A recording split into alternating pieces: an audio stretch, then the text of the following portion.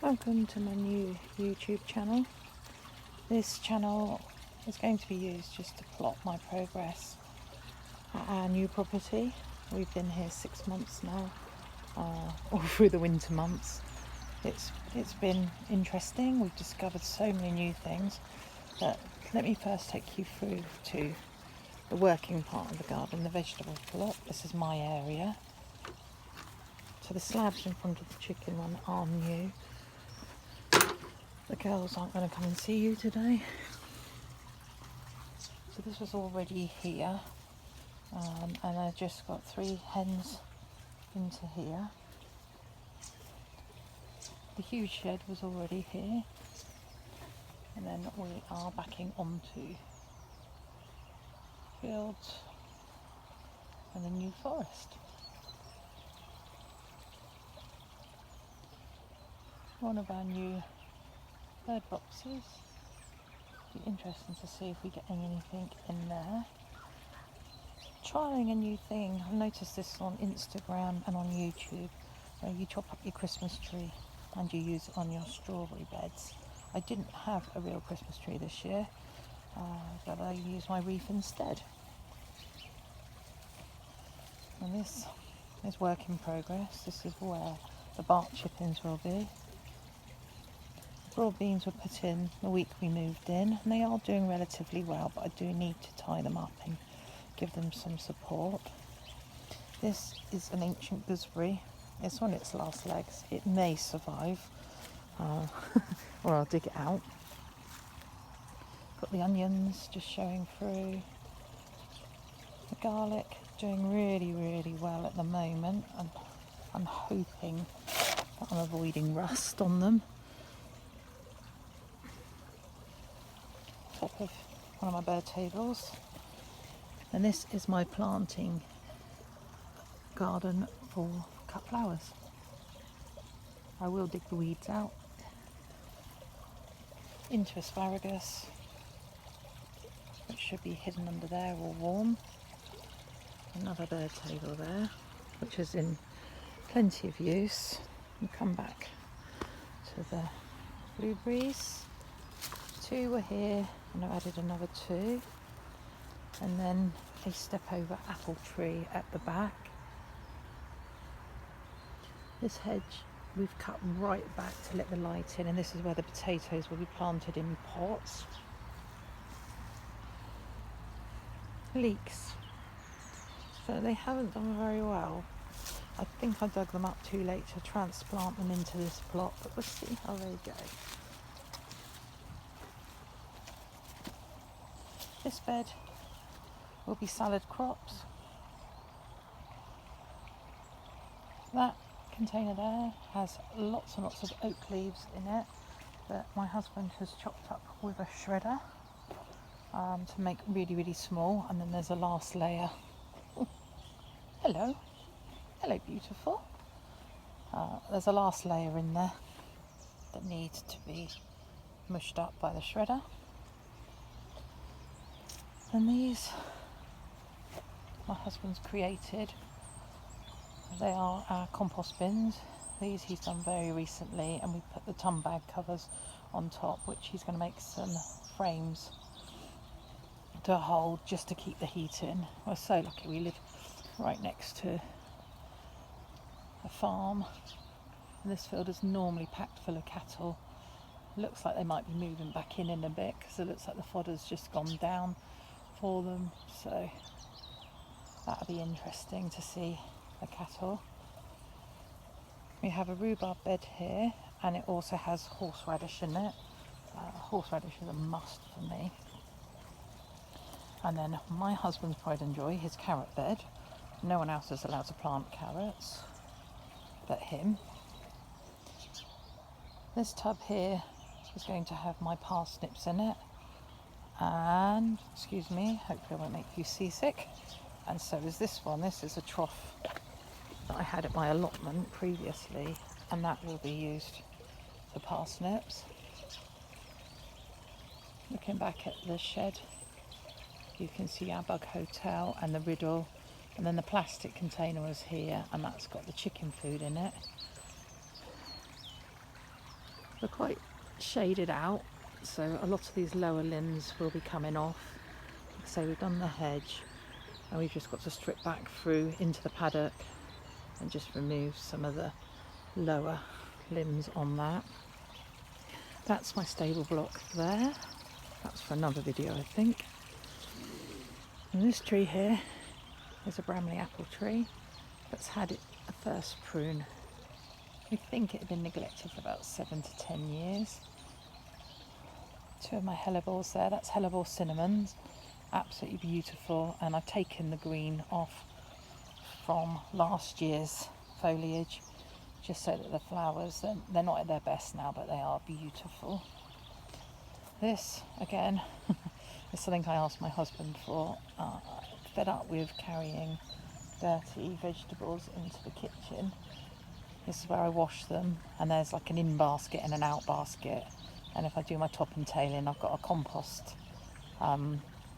bucket there. Now that might sound strange, it seems I'm right next to a compost bin, but I tend to use my vegetable scrapings and topping and tailing for my wormery, which is in the front garden. He's done me a hose holder, and there is an outsourced tap here. We have another gate through. These bricks we discovered, and I've dug them up and added them as a border. So this is where we are now starting to create a cottage garden. So there were some existing plants that we're just adding to. Like I say, it had been neglected from some 7 to 10 years. I'm going to turn you round to face the pond. Well, this pond we didn't know was here. So when we came to view the property, I actually sat on this bench and I looked at the cottage and I thought this was lawn. It wasn't until probably 6 weeks after we moved in, I thought, gosh, this ground's a bit boggy. And it took 3 of us, the best of the whole weekend, to dig this out, and miraculously the liner was fully intact and all the power was working. So under this is my tree fern.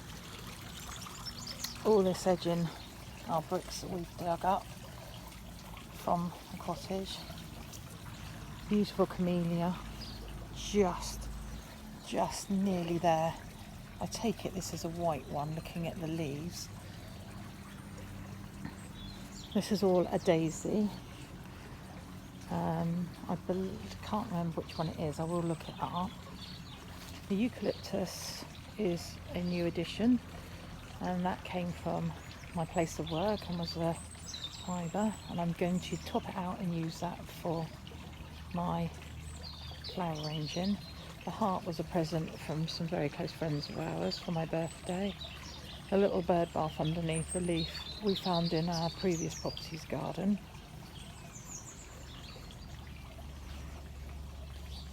Got the bird table there, or should I say drinking table.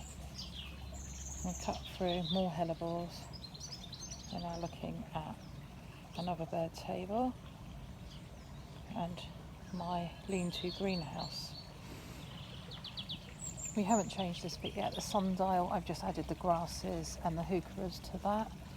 Underneath is planted with crocuses and some bits of china there that we've found.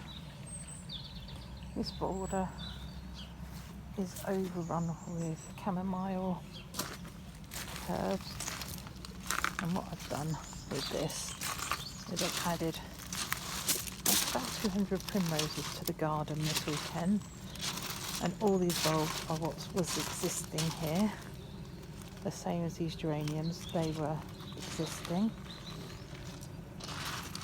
All the plants in pots I've added to, so we bought those with us. This bird box will have a camera on the side of it so that we can have a look at what's going on in there. They left these obelisks, and I've just popped them over the rose bushes. I'm halfway up to the pond. This border I've planted out now with hydrangeas in white. This garden gets in a brilliant full moon. It's amazing there's no light pollution here, so you get to have a really good idea about the night sky and what phases the moon's in. So predominantly gone for white. You can start to see as we come through the bank the amount of snowdrops. There's just thousands of previous people planted. Another camellia, and then the snowdrops with ferns at the back. This area is going to be a rose and peony garden, which means some of these bulbs are going to be very carefully lifted when they're in the green and replanted around the garden. Just take you to our back door and side gate. A side gate leading on to, as you can just see it behind there, there's a little brook that only runs when it's very, very wet. And this area we're lifting with the hellebores again, ferns, euonymuses, and that leads round to our log store. You get a better idea of how big the paddock is next to us. If I do an about turn, when we moved in, we didn't know there was a well here. It was very well hidden. So my husband's framed that, and we've kind of tidied it up a bit, but keeping a lot of the moss. Under the thatch is the herb garden, which absolutely suits Mediterranean herbs, no end. We've got lots of mint, thyme, rosemary in here, calendula, feverfew, mugwort, to say a few. I'll give you a quick view of my very messy greenhouse. Just overwintering some of the plants for the front garden.